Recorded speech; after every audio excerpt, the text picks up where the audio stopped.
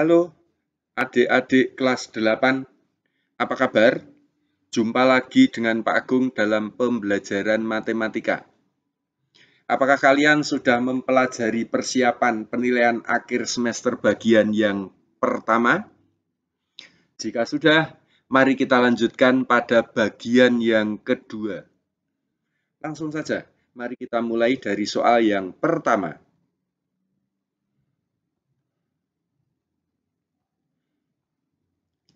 Diketahui, titik A 1,2, B 4,2, dan C 4,4.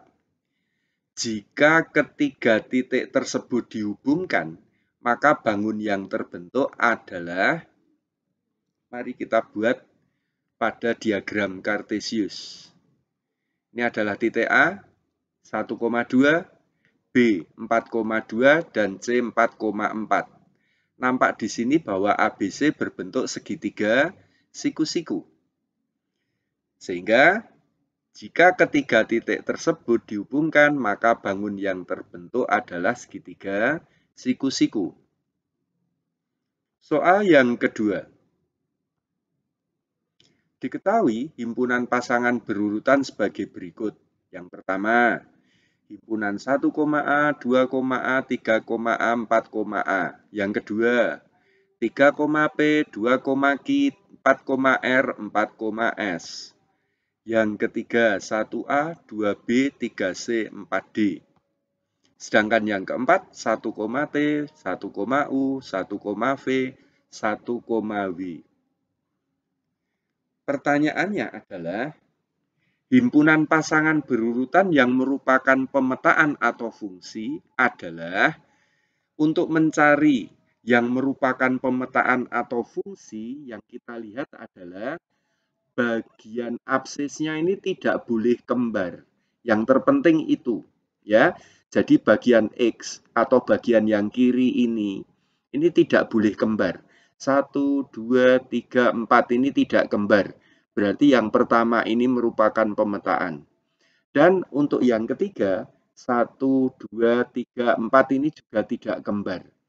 Kita tidak usah memikirkan bagian yang kanan ini. Ini kembar boleh. Yang penting adalah yang sebelah kiri. Yang nomor 2 ini ada yang sama, yaitu 4. Ini juga 4. Bagian yang keempat ini 1, malah ini kembar semua. Ini juga bukan. Jadi yang merupakan pemetaan adalah 1 dan 3. Nomor 3, diketahui pernyataan sebagai berikut. Pernyataan yang A. Suatu negara dengan ibu kotanya. B. Siswa dengan bukunya. C.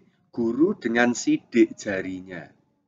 Sedangkan yang D. Siswa dengan ruang kelas sekolah. Pernyataan di atas yang merupakan korespondensi satu-satu adalah, jadi harus kita cari yang benar-benar satu-satu. Suatu negara itu ibu kotanya pasti hanya satu. Siswa dengan bukunya ini tidak satu-satu, karena ada kemungkinan siswa itu memiliki lebih dari satu buku. Guru dengan sidik jarinya ini satu-satu. Setiap guru pasti punya sidik jari. Dan setiap guru itu sidik jarinya pasti berbeda. Siswa dengan ruang kelas ini juga tidak satu-satu. Kadang-kadang satu ruang kelas itu berisi lebih dari satu siswa. Sehingga pernyataan di atas yang merupakan korespondensi satu-satu adalah suatu negara dengan ibu kotanya dan guru dengan sidik jarinya. Soal nomor 4. Gradien garis yang melalui titik A 2,7 dan B 6,13 adalah, nanti kita pergunakan cara rumus ini. Gradien itu sama dengan Y2 dikurangi Y1 dibagi X2 dikurangi X1. Ini Y2 dikurangi Y1, ini X2 dikurangi X1. Boleh dibalik, Y1 dikurangi Y2 dibagi X1 dikurangi X2. Jadi 13 dikurangi 7 dibagi 6 dikurangi 2.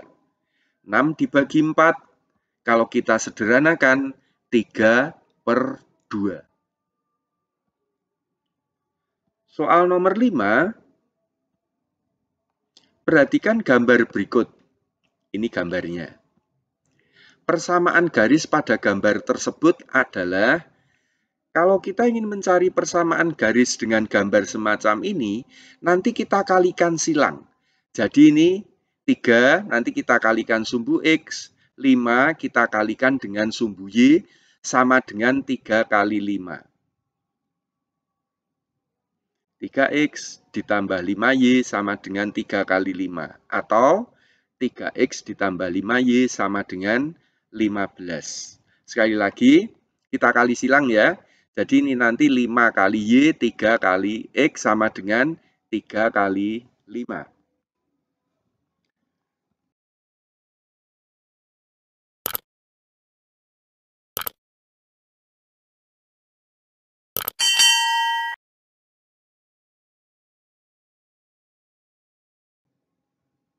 Soal nomor 6. Persamaan garis yang melalui titik 1, -4 dan tegak lurus dengan garis dengan persamaan negatif 2x tambah 5y ditambah 9 sama dengan 0 adalah, kalau kita ingin mencari persamaan garis yang tegak lurus, maka nanti caranya ini kita balik. Antara koefisien x dan koefisien y ini kita balik. Selanjutnya kalau di sini negatif kita buat positif. Sehingga menjadi 5x ditambah 2y sama dengan kita misalkan K. Jadi 9 ini tidak usah kita hiraukan. Selanjutnya, berhubung melalui 1, -4, X-nya ini kita ganti 1, Y-nya kita ganti negatif 4.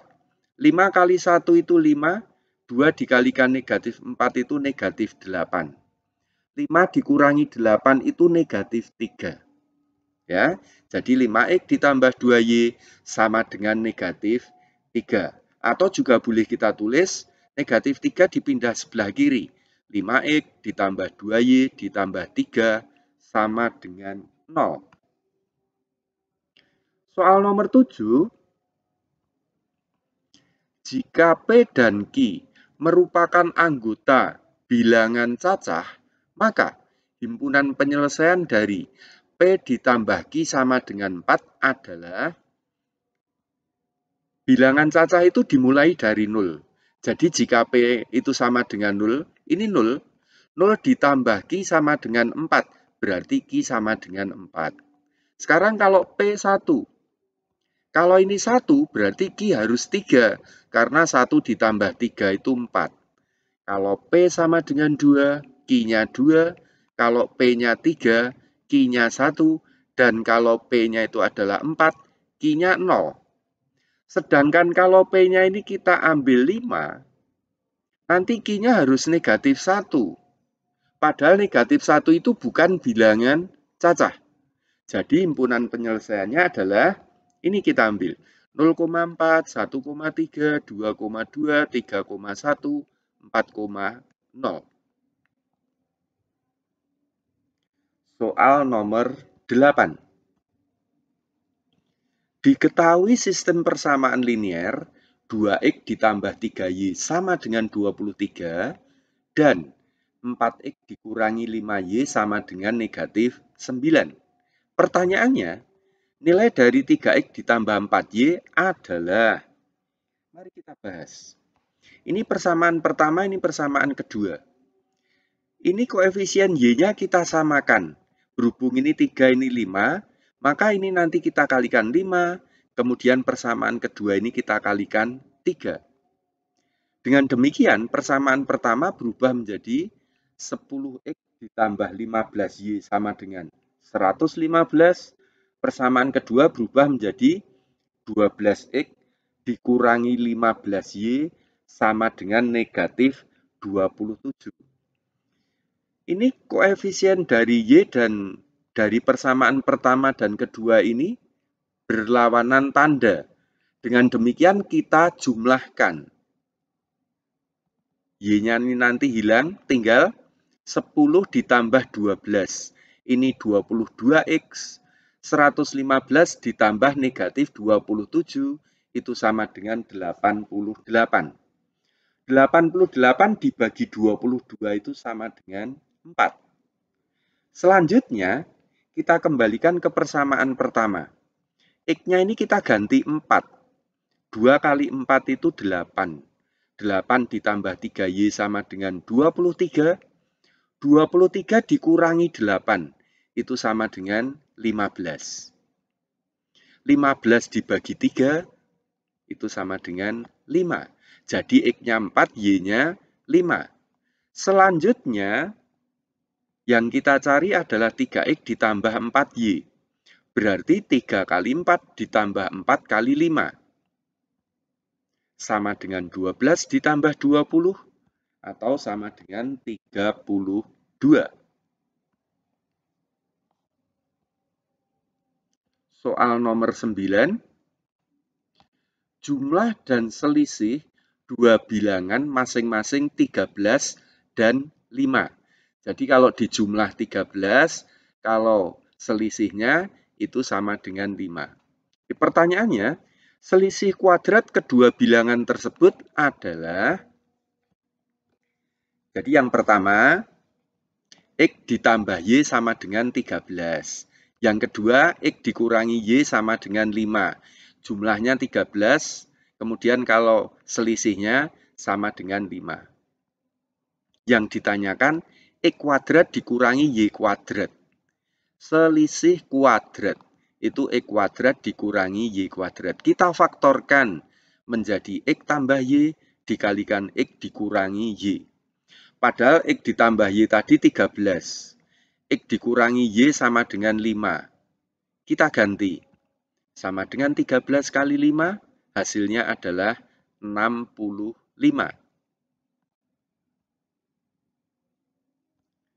Soal nomor 10.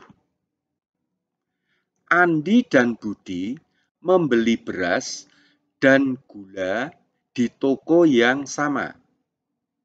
Andi membeli 5 kg beras dan 2 kg gula.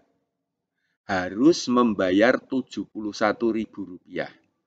Sedangkan Budi membeli 4 kg beras dan 5 kg gula seharga Rp84.000.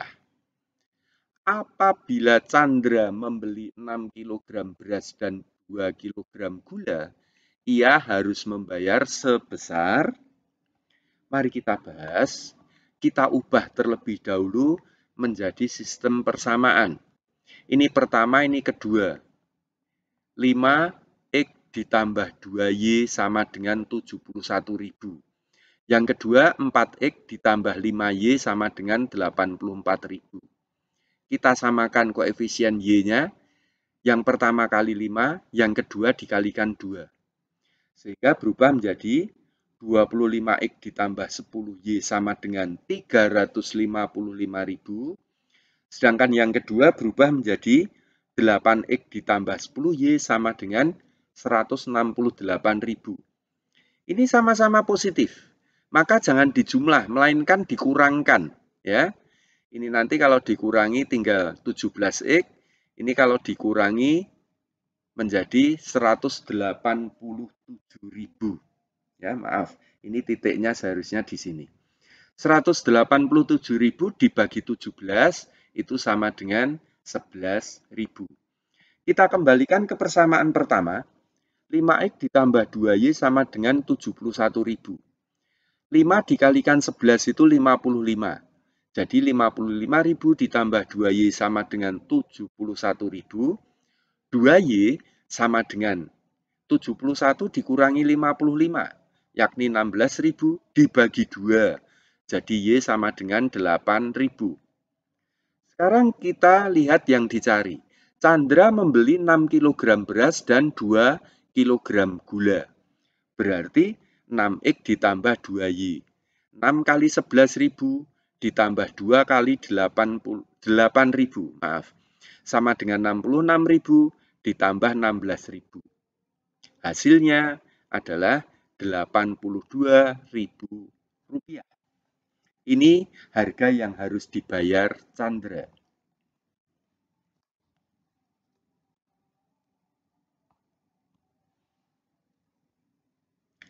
Sekian pembahasan soal bagian kedua ini. Sampai jumpa bagian ketiga. Semoga bermanfaat. Selamat belajar, tetap semangat, jaga kesehatan. Terima kasih.